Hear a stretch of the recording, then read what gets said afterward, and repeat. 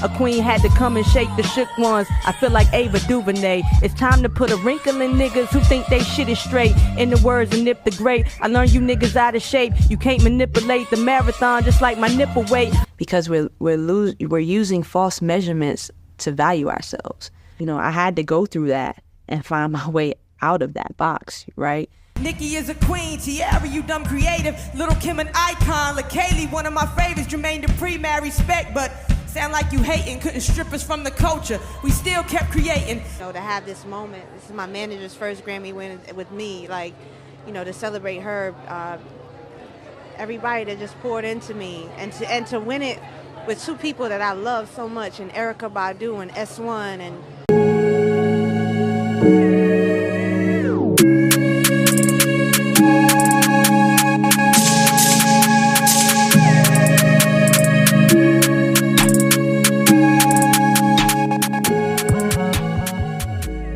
Today we're going to be talking about Rapsody's album, Please Don't Cry.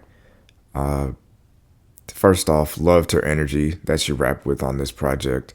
Just the flow and her creativity, severely underrated compared to a lot of rappers that are rapping currently. And for her, I felt like she was more aggressive with her voices and the voice changes, and she was able to balance her vulnerable side with amazing storytelling.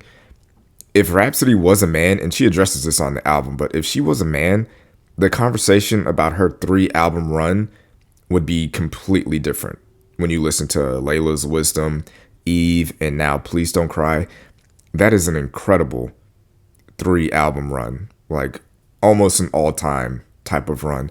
And she does, I like that she does call out like rap purists, quote unquote, that kind of prop her up as this, you know, this is what we want from our female rappers, and they use her to tear them down, like, you know, Sexy Red or Ice Spice or even Cardi B. But they do that while not actually supporting her or listening to her music. And for her, I can tell that is frustrating.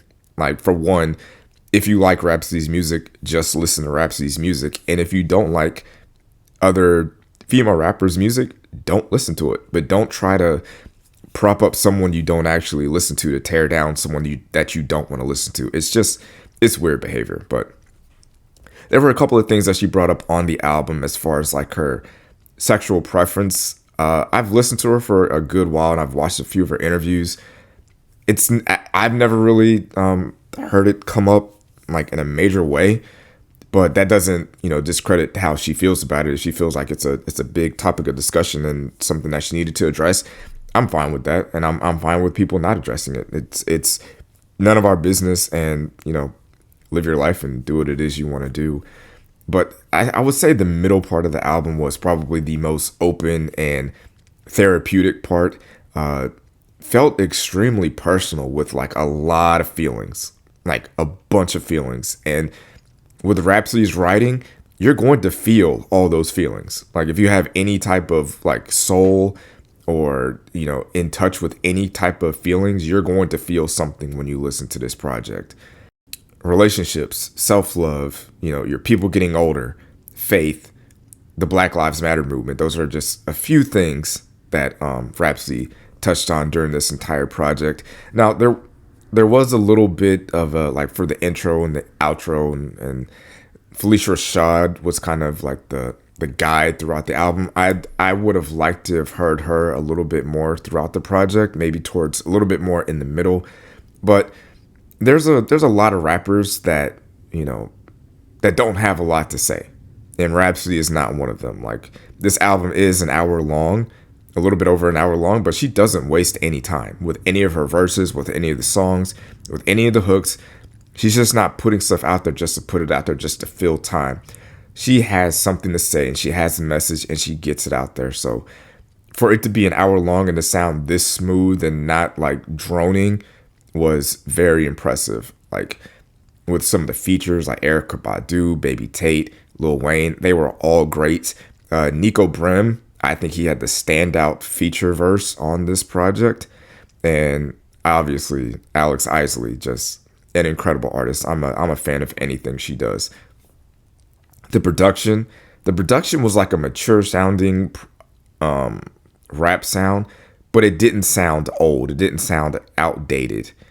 And that was probably one of my favorite parts outside of the rapping to go along with the album. But I feel like in 10, 15 years, we're going to look back on this album and Rapsody's 3-album run and wonder to ourselves, why wasn't she bigger? Why wasn't this album more talked about? Why wasn't it more highly acclaimed and talked about amongst the masses? And I would encourage you guys to go back and listen to this album so when this conversation comes up, you'll understand. Thanks for watching, babe. Make sure to like this video and subscribe to the channel.